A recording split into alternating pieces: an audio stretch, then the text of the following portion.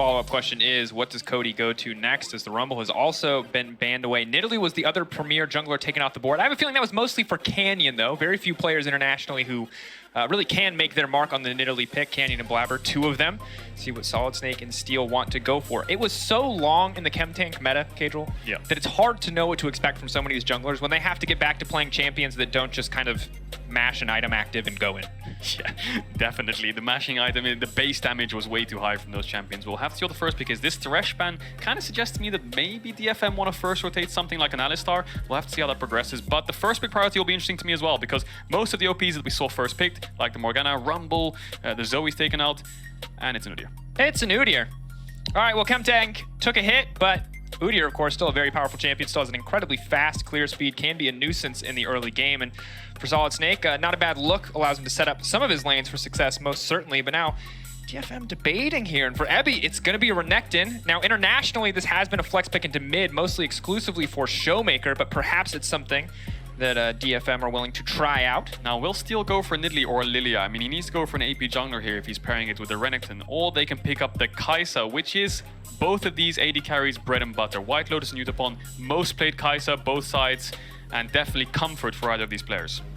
And interestingly as well, because both supports also love the Rel. So are they willing to just lock in the Rel here for Ackerman to take it away? The Kai'Sa Rel combo, yes, not as prevalent when we've been thinking about the Rumbles and the Lee Sins and all the exciting new picks, but the old classics are certainly still very powerful. Yeah, and Kai'Sa pairs really well with all the engaged supports, right? The Rel is one of the best because of the combination with the mechanics with the ultimate, but Alistar works really well as well. And interesting that they first rotated Kai'Sa. I mean, Varus is up, Jinx is up, Kalista Thresh is down, yes, but we saw C9 first rotate the Varus, matched by the Jhin from Damwon, which was questionable in a sense when you're drafting Jhin, Leona, Morgana, Zoe, way too much CC, not much late game insurance, but the Kai'Sa is definitely going to have an engaged support by our side. But Bugax picking up the Gnar to match into the Renekton, very standard. We've seen this over the last couple of months. The Xayah matched into the Kai'Sa. We've also seen this over the last couple of months when Kai'Sa goes for the assassination on the enemy AD carry. You can negate that with the Featherstorm, right? And we literally saw it for all of 2019. This is a bot lane classic, the modern bot lane classic. And options here now coming in for DFM. The Akali locked in. Is it? I love to see it, frankly. Yeah, that's probably going mid for Arya, but I'm just surprised that they didn't pick up either support or jungle here. You'd expect an AP jungle matched with the Renekton or a support matched with the Kai'Sa. Maybe they're confident in picking mid here, pick the odd one out, because now, what does Infinity ban away? Do they ban away supports or junglers? They're going to have to target one. I would imagine they're looking at jungle.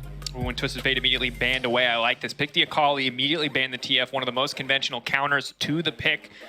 And now what is the response? You talked about it already. The luxury that DFM have playing on the red side is that they will get to just insta-slam a support on 4 if the pool is banned out at all. Yeah, I think they're going to look to counter-pick support here. Makes the most sense. Jungler on 4. Save last pick for Kazu, which is probably like if they blind pick an Alistar for the Xayah, maybe they can just go for something like the Gragas, but the Jungler's going to get banned out. There's the Lilia. I wouldn't be surprised to see perhaps a Nidalee ban as well. Although Steel hasn't played much Nidalee in the LJL, it's definitely a powerhouse pick alongside Renekton. And I really like this adaptation from DFM because it basically means that Infinity have to choose who to ban away, and Steel must have the confidence to know that he has a jungler in his pocket to pick up regardless of the bans. Well, and from what we've heard, Kindred is a reasonably high prio jungler, and given that you have what would appear to be at least an AP mid laner, you'd think that that might be the follow-up ban here coming in from Gilette Infinity. Really debating, though, what they want to take off. Of course, hard to know what's been super popular for either of these teams in scrims, so there may be some secrets in the meta that we have not seen yet. Yeah, and I think Infinity Esports are going to round out their comp probably with a Control Mage, as we'd expect from Cody. Maybe something like the Syndra or the Orianna into the Akali. Probably Syndra, a better pick than the Orianna, because we've seen lots of Akalis picked into Orianna, getting loads of solo kills. FPX comes to mind already. But like you said, Dracos, the Rel priority. Most played for both these supports as well, so denying the Rel perhaps from the side of Infinity. And then they are blind picking their support, which means that they have high priority on the support, and they don't mind getting counterpicked. So I wouldn't be surprised to see an Alistar perhaps come out here for Ackerman into the Rel, or things like the Gragas. And it feels like for all this tension around the bot lane matchup, ultimately we have something that feels pretty standard to what we are used to seeing in playoffs pretty much across the world. Xayah Alistar up against a Kai'Sa Rel. Most of the time, I think you give it to the Kai'Sa Rel simply because of the synergy that we talked about, but each of these champions powerful in their own right. Something that we'll keep our eye on, because Infinity taking their time, debating. Cody going to get his hands on the Sylas. And I would love it if it was a Bard. Oh, you would definitely or a love Pike. it. But I would lose it. But I think it's for sure an Alistar. You love the hovers, Dracos. You love the Bard. It's definitely going to be an Alistar in my eyes. I would expect some kind of engaged support. Nautilus, Leon, Alistar, we've all been hovering. I think this is going to be the key thing, but there's a lot of standard stuff going on here, Dracos. We've got Nara into Renekton. We've got Sylas into Akali. We've got Xayah into Rel. And now we're about to find out what jungle matchup we have. But there's the Alistar locked in. Is Steel going to opt into the Nidalee? He has a lot of engage with the Kai'Sa Rel already. I think a little bit more engage wouldn't hurt too much. So something like a Nocturne could work really well for that composition, but there's no way that gets locked in. This champ got nerfed so hard, he relies way too much off bonus AD scaling now, and his base damage is ruined. Let's do it! I said new meta! I was wrong! This is the most standardized meta comps ever. Nara, Renekton, Udyr, Hecarim, Sylas, Akali, Alistar, Rel, Xayah, Kai'Sa, both these teams sticking to comfort on this new patch. And we're just going to have to see how effective it is after the nerfs that have come through. Hecarim, you mentioned, feels like he was gutted. Maybe we see a new build, new adaptation for both these lineups. One pick I want to call out immediately, Cody picking up the Sylas again. Maybe I talk about 2019 too much. Sylas into Akali, a matchup that we've seen a million times, but if they're going to give us the old last-second swippy swap, and that's an Akali top and a Renekton mid, then I am all about it. I mean, Evie has played Akali in the LJL, so he has got comfort on that, but so has Arya. This would be the first time we see Arya on the Renekton, but it wouldn't surprise me to see him bust it out, because I've been watching lots of Arya's solo queue games. He has a lot of Renekton played, so a lot of comfort there. And Renekton into Sylas is better than the Akali, right? You get way more push, way more kill pressure, and way more priority. So that definitely helps him out in the early to mid stages of the game. And that does help out your jungler, in essence. And Kadril, across the board, you see the smiles on the face. Evie looking like he's ready to have a good time here. See how solid his Akali can be on the top side of the map up against the likes of the Gnar. Gnar, a very powerful pick for Khan in our first game. Can it be the same for Bugax on the side of Gilette Infinity? Yeah, the swap of the solo lanes from DFM basically means we're going to drop a little bit of top push and a little bit of volatility in the top side for the mid push. So that helps the Renekton and Hecarim get the mid push so they can move the sides easier. Really good sacrifice there if both your solo laners can play the Renekton. As we've seen, Renekton Flex is so powerful, especially in regions like the LPL and LCK, which we've seen it in. Oh, Kadril. I have so many questions. The only person that I have very attentively watched play Renekton was Showmaker, and Dan Kia by all means should have lost that game and somehow made this incredible miracle comeback. And I'm wondering what it looks like now in the hands of Arya. Because if you look back, as we keep our eyes on the jungler, as we see if any crazy level ones are going to happen, Saros was the crazy pick guy. Small champion pool, always full of crazy picks. It was the Ziggs, it was the Heimer, it was the GP mid. I like that we're getting some of that from Arya. Have to see now if he can make good on that commitment, picking up a champ like Renekton and win out in the early game. Yeah, he definitely has a winning lane matchup, but Renekton obviously really strong in the early to mid stages of the game, does fall off in the late stages of the game. But Arya, I think he's one of the strongest players on DFM alongside Steel. I think this is one of his bread and butter picks, despite not playing it in the LGL. It's something that he's been playing a lot in solo queue. Lots of comfort. I wouldn't be surprised to see him push in these waves, play with Steel, move to sides. Effie doesn't even have flash on the Akali, so definitely need to cover that. But there's a lot of aggression on the bot side. 2 engaged supports, Xayah versus Kai'Sa. Ooh. And just watching, we kind of expected crazy level ones in the previous game. There wasn't anything too nuts. I think Steel, of course, a player we're going to watch. Also Solid Snake. Less because of who they are as players, and more because of the champions that they've opted to pick up here. 2 champions we expected to kind of fall away when it came to priority, seeing them once again. Yeah, 2 comfort champs. And you know the comfort that we have on the side of the map is bot lane. White Lotus and Utapon, the veterans, the staples for these teams. Picking up comfort. You got the Kai'Sa for Utapon, the Xayah for White Lotus. These champs are the top 2 most played for both of these players. We expected Varus, we expected Jinx, we saw a Jhin already, but both these players are the veterans, the legends of their regions. And we'll have to see how they progress the game to carry, because yes, Utapon has more agency with the champion that he has to find engages and find picks, but White Lotus has a lot of scaling, and he can be very reliable in the late stages of the games. And frankly, when we talk about both these teams and the way that they love to force fights and force skirmishes, it's always a pleasure to see them on champions that enable them to do that. And with an Alistar and a Rel in the bottom lane, that is going to be what we expect. For now, Renekton, unsurprisingly, has push on level 1. Things maybe get a little bit easier for Sylas at level 3, but still going to be a pretty difficult lane matchup for Cody. And Cody, not always the strongest laner, even if he can contribute a lot to Gilette Infinity in team fights. Yeah, he has a lot of good ults to take away, though. He has a Renekton ult, the Akali ult, the Hecarim ult. Even things like the Rel ult can be useful in these fights when you have a Mega Gnar. So we'll have to see how he uses those in fights. The mid push will be contested. Cody actually winning out on these trades. Quick, level 3 immediately That's goes a solo in. kill. First blood for Cody, not just about the Zoe. Makes his mark on the Sylas He's too. been playing so many control majors. Picks the Sylas, gets counterpicked by a Renekton flex, gets the solo kill. Arya We talked about Arya, we hyped him up, we said he's the key for the team, he has a winning lane matchup, but that's a solo kill for Cody, and that's huge for Gilette Infinity. Sadly for Arya, he is not the first time he's been solo killed by a Sylas that we've seen on stage, so have to track how he can do, what he can do to adapt. Of course, Cody's going to back now, spend all that gold that he earned, holds onto his TP, as Arya's just going to have to hold on to his wave, and that means Solid Snake gets free access to the crab. Everything going swimmingly for Gilette Infinity. And a really smart play there from Cody on the follow-up after the solo kill. What he did was he hard traded onto Arya, forced out his potions, because he knows he's going to TP back anyway, so the health that he loses in the fight, as long as he doesn't die, is meaningless. So now he's going to TP back full health with potions, and Arya, already a little bit low, might have to use a potion. So really good adaptation there. Lots of pressure in mid now for Infinity. We'll see if both junglers can use this kind of unexpected solo kill in mid and adapt in the game as it progresses, because both junglers have traded crabs and both are going to opposite sides of the map again. And this is something we talked about. Whenever you compare regions, you never know if you're just going to see a difference in laning ability. Now, Arya, maybe it was just a single slip-up, but it's something that we're going to have to keep our eyes on as we go further into this matchup. Meanwhile, on the top side, sort of as expected, Bugax has top lane push, but he's not winning out in CS. Effie doing a very good job picking up those creeps. Yeah, it looked really rough from the early stages, but once Akali gets a couple levels, she can start to contest the push on bouncing waves, she can start to trade aggressively, and Cody actually saved TP. So he ran back the lane, the wave was in a good state, he has TP advantage in mid, which is huge. If he takes a bad trade, TP back, Arya's the one on the back foot. If there's a play in bot side, TP down there. DFM is the one on the back foot because of the numbers disadvantage. And you're right, it's a good thing to point out. Level 6 is going to be a very big deal in this laning phase.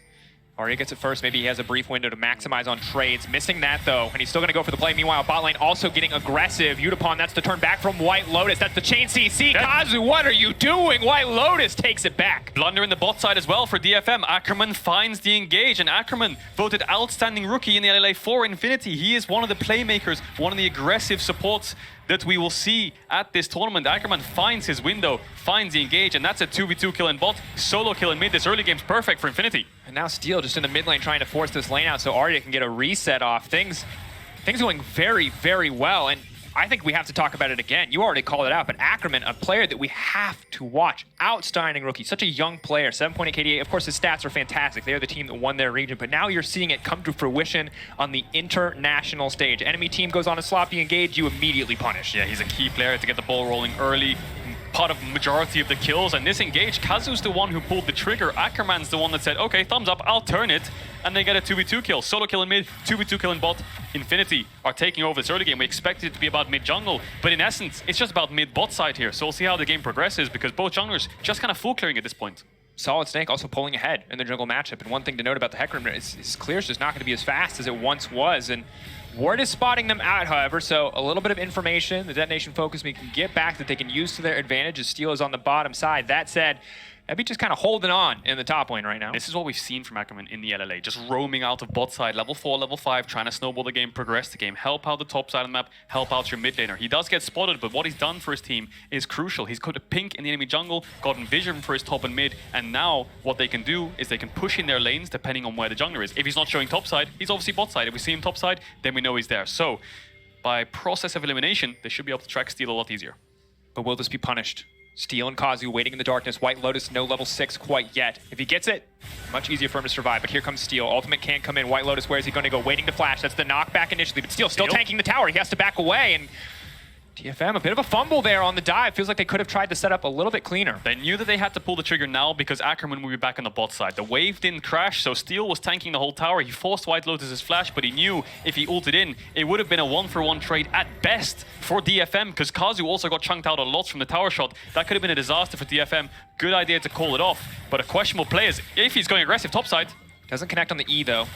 Big loss of damage. Overall, very positive trade. Still has the Ignite up and available. And certainly now that Akali's level 6, she has a lot more kill pressure onto Bugax whenever he is mini-Gnar, but doesn't quite go the way that Ebby wants it to. Yeah, that'll relieve Bugax a lot in this lane because the Akali ult is quite a long cooldown. And Solid Snake's the one on the bot side now. He can start up Drake if he wants. Steel has no Ghost. He has bot push. Maybe he wants to look for a neutral objective here, but no. He's running mid. Arya has flash and ultimate. Maybe they can look for it, but it's very risky. PvE gameplay, that was day one key of Cloud9, Candrel.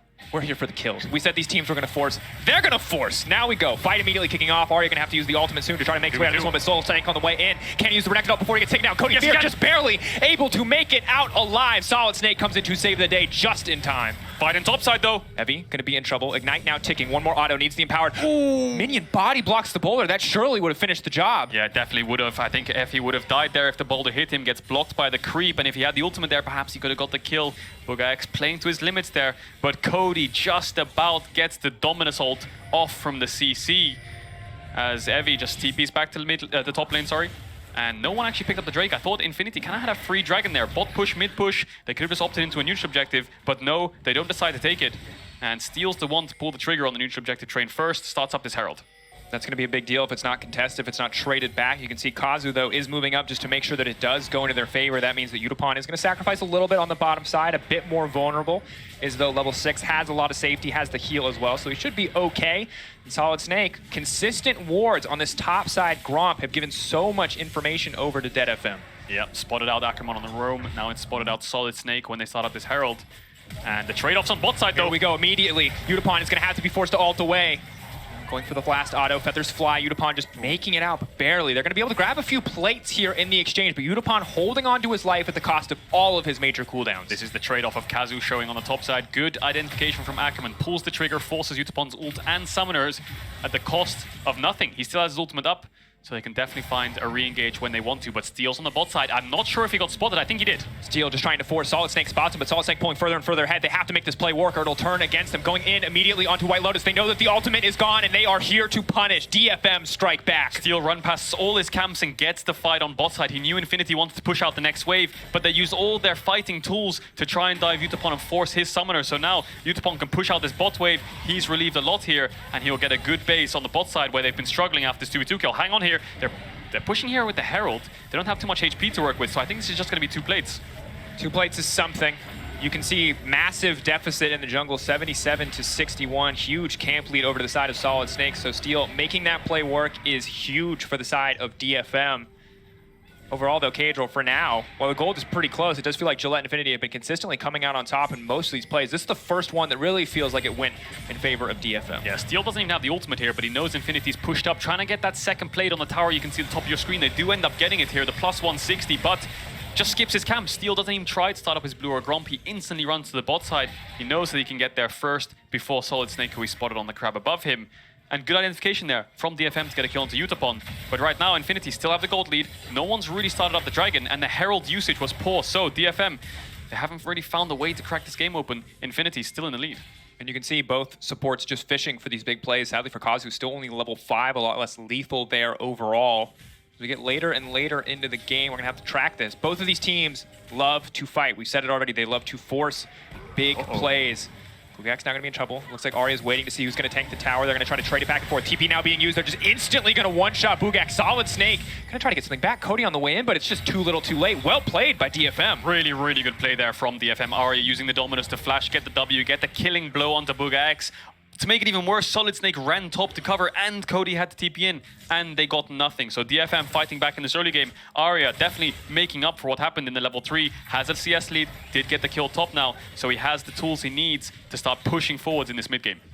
Exactly what DFM needed as well. So rookie player makes a bit of a mistake. Cody happy with the solo kill. But yes, as you said, redemption slowly but surely for Arya. Let's see if he can keep that momentum going in favor of DFM.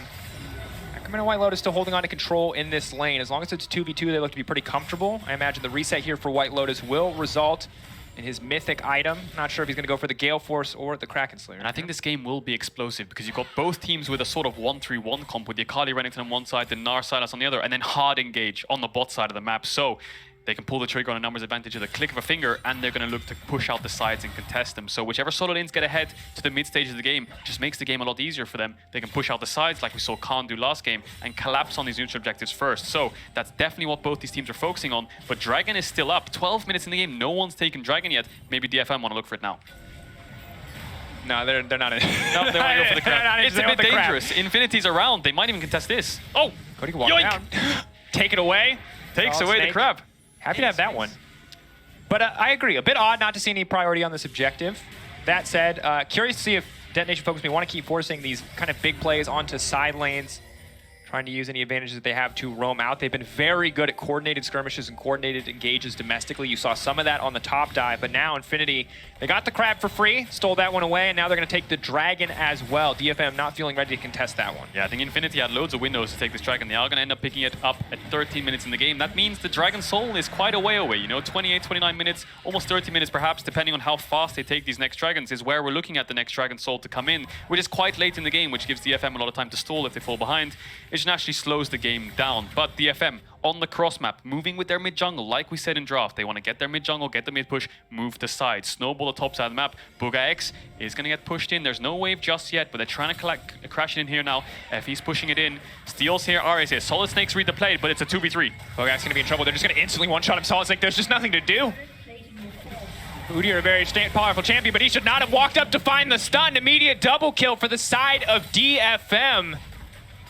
And this is the difference of having a mid-jungle holding hands and being buddies in the early stages of the game. They move together to the top side. It's already a numbers advantage. Solid Snake has to cover on his own. Cody had to base, which innately led to another dive on this top side. Evi's really far ahead on this Akali already. Like we said, when it gets to the side lanes, this is going to be dangerous for Infinity.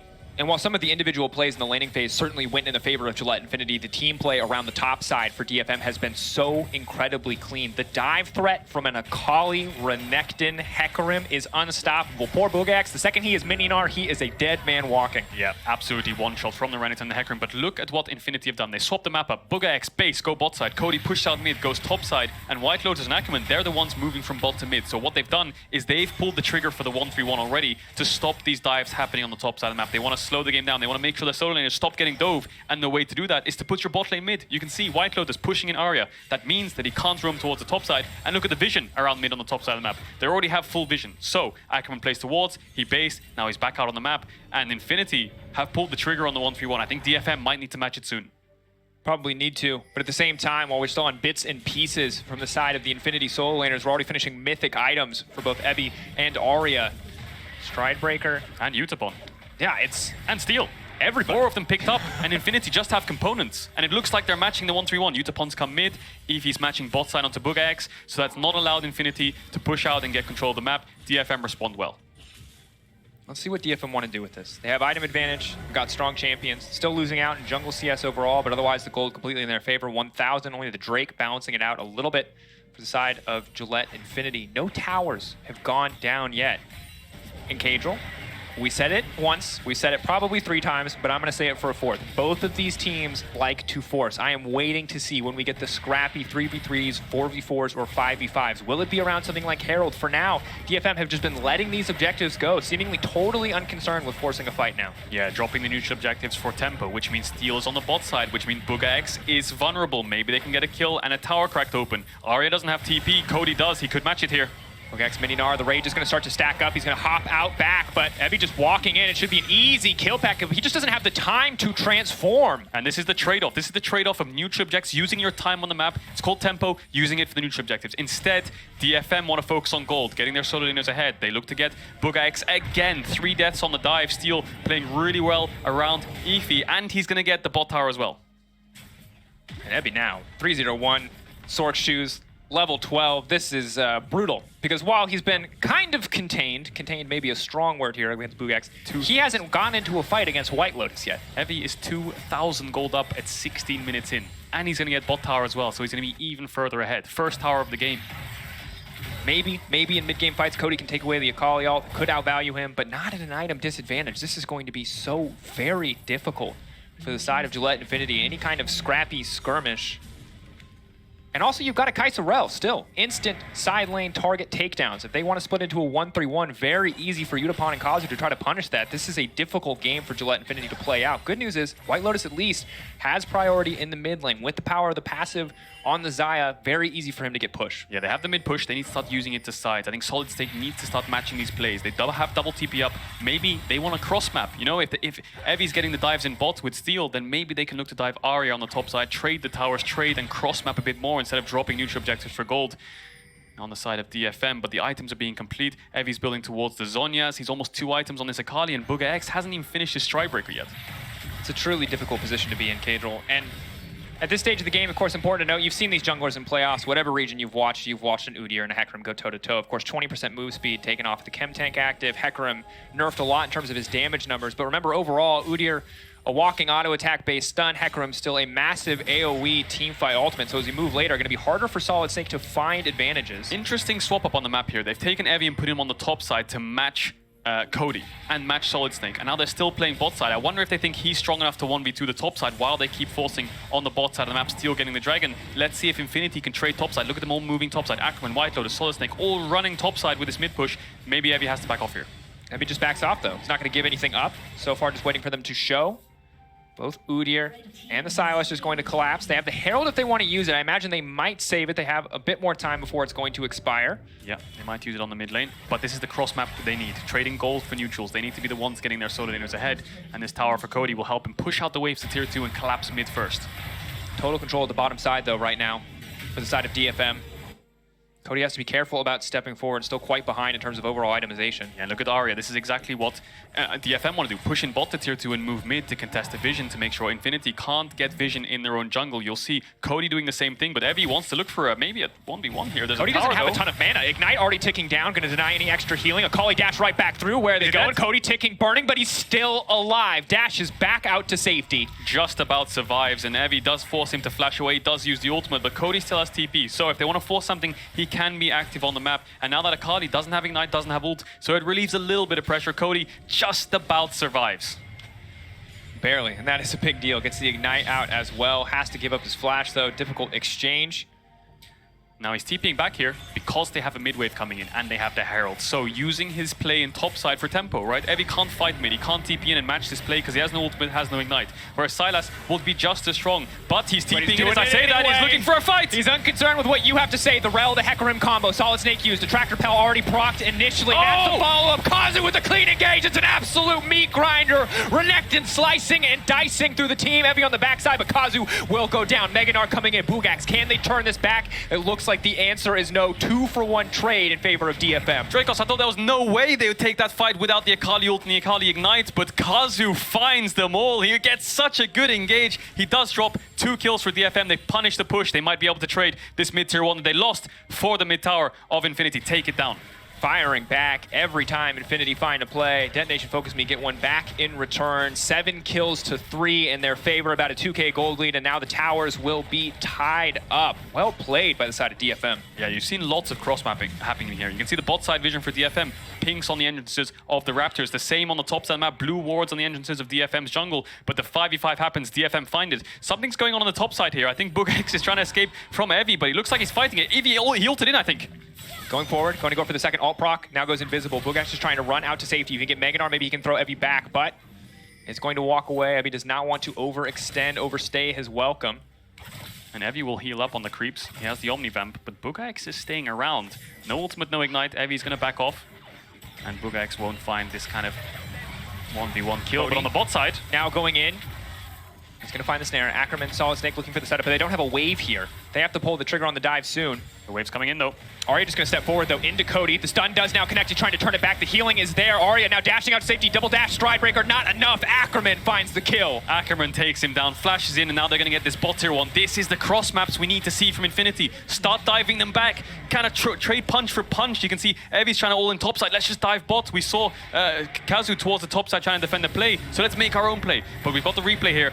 INF. I thought that DFM wasn't going to contest this. They popped the Herald. The TP comes in, but Kazu's engage was key in this fight. He found almost everyone with this Magnet Storm, and from there Arya flashes in, gets a massive Q, and they just AoE them down. Kazu eventually falling on the backside. Yeah, Kazu trading his life, but in the new Axe Effect replay, it was everything DFM needed to come out on top. Still only a 2-for-1, but ultimately a positive for the team overall. And we saw in our first game, small gold leads build very quickly if you can keep forcing in the way that Dan Kia did. Yeah, and DFM and INF are going toe-to-toe here in these dives. DFM slightly ahead in gold, a dragon apiece. Both side lane towers have fallen. Both mid lane towers have fallen. We'll have to see how this game progresses. And of course, again, reminder, both of these teams not expected to make it out of the group, but if they want to make the miracle happen, they cannot afford to lose to their direct competition. We expect Gillette Infinity and Detonation Focusme to be going toe-to-toe. If one of these teams finds a win here and then can find an upset over Damwon, over Cloud9, it could be the start of a Cinderella story, you know, that we've only seen a few times before in League of Legends history. Definitely possible, though. Anything is possible, but these teams look very even at almost 23 minutes in the game. The Baron is up. Both teams have a pretty quick Baron with the Kai'Sa and with the Xayah. Both teams have one Dragon apiece. The Soul will be very far away for either of these teams, but maybe they want to prioritize them because this game could go late, but we'll have to see how the team fights go because there's no TP for Evie. He's pushing out the top side map, but he is collapsing now. Maybe they want to contest his mid push. TP from Cody is going mid. I think this is all for the Dragon Dracos. Ready and committed. Knowing that this game could go to Soul, Mountain would be a massive game changer for either side. Ackerman throwing out the Hex Flash, but DFM not feeling like they have to commit quite yet. It's all about vision in mid-wave, so DFM playing slow. Kazu, though? He's got a big flank. He is behind Infinity. Maybe he can find a key engage again, but it's going to be a mid-wave contest. But because Kazu is on the flank, it means DFM might have to give up the mid-push. He's now stepping up. They've spotted him now. They're just going to try to collapse on him before the fight can even kick off. They're going to try to one-shot Kazu and make sure that he can't get anything done. But in the meantime, Evie is stepping forward. INF peel back flawlessly to make sure they give up nothing. They take Kazu, and now they're ready to take the fight. Evie on the retreat, but here comes Cody. Second proc of the ultimate. He's waiting. He goes golden. He buys a bit more time. Arya trying to get out. Double dashes, but goes right back in. Cody on a tear. That's a double kill. And Boogax back for a little bit of revenge. The triple for Cody. He's looking to finish the job. That's the slow. Does not connect on the Gnar. Utapon running for his life. The heal to take him out to safety, but it is too little. It is too late. That is the shutdown for Gillette Infinity. They take the fight. DFM overreach in the fight. Steel engaging on one side, Kazu getting caught on the other. White Lotus was able to peel back, and from there, Cody, MVP of the fight, takes away the Akali ult, chases them all down. DFM run for the hills, but it looks like Infinity's going to get the Baron, and the game has swung into their favor. Incredible. Kedro, I cannot wait to see the replay on that one. Kazu, he thought he found the flank. He thought he had wandered around to the side of the map where there would be no vision, but a single control ward and an instant response from Gillette Infinity spells victory in that fight. Yeah, and they're walking out to the bot side of the map. You know, when Infinity take this Baron, they've used all their tempo tops and they have to base, so he's trying to get some vision bot side, but we'll watch this again. 4 versus 5 on the mid wave. Cody's around, but Kazu comes from the side, and he gets spotted on the pink ward, like you said, on the control ward, and from there they turn on Kazu. Look at Steel, he tries to engage onto White Lotus alone, but the follow-up's not there. Evie can't catch up, Ackerman peels, and by then Steel's in tower range, so that from this point, Cody takes down Kazu, takes away Evie's ultimate, and then he chases them down. Such a clean follow-up from the Sylas, using everything, item, actives, abilities, maximizing the value out of this champion. Part of the reason we saw this champion mid lane up against Akali so often is that Sylas, once he steals an Akali ult, is just a better Akali. That animation cancel on the chains was so nice to watch. Uses the E and then uses the R2 of Akali and then uses the second E2 to cancel the animation to get onto the backline. Really well played from Cody there. And now Infinity with the Baron, 4-1, 4 members topside, 1 person mid, they're sieging. And we went from a dead even game to now 4K rather in the favor of Gillette Infinity. How much more can they get with this Red Bull Baron power play is the question. Tier 2s feel guaranteed when you have a Baron buff, but can they break open the base? Can DFM weather the storm? Yeah, you're completely right. Tier 2 should fall with Baron. I think the first Baron is normally good to take down Tier 2s, but on Tier 3s it gets a lot more difficult. It's really hard to push them down because once you push these waves in, DFM have such a short route between towers to defend them. They don't have that much wave clear though. They have very short ranged wave clear, so that means Infinity can start chunking these towers down. Neither of these teams, really, when you look at it, have a ton of reliable wave clear. There are no control mages on either side. So for now, for Gillette Infinity, they just get to walk into the base. DFM do not have the tools to hold on. TP could be massive, though. Here comes the Akali. That's immediately Kazu getting the fight kicked off. The stolen Hecarim ult. Where's it going to go? Xayah going into the air, trying to hold on. White Lotus still living for now. Goes golden, buys a bit more time, but Arya is here in the midst of everyone. He's going to finish at least one. Goes back in. Boogax, eyes on him, but the stun is there to deny any potential follow-up. Evie off to the side, but he's just hitting Solid Snake. It is not a priority target. It is not the fight that DFM want. It is the fight that will win Gillette Infinity this game. Baron buff backing them up, an inhibitor down. Arya holding on for dear life. The stun will not be enough. Baron buffed minions pushing in, and Gillette Infinity have done it. They will take down Detonation Focusme in their first game of MSI 2021. Evie's trying his best to try and defend these towers, but he's going to get taken down. The respawn's coming in for Kazu. Utapon's up in 10 seconds, but I think Infinity have done it. They have the Baron buff. They have 4 members hitting onto the Nexus. Utapon's alive now, but I don't think he can stop this siege.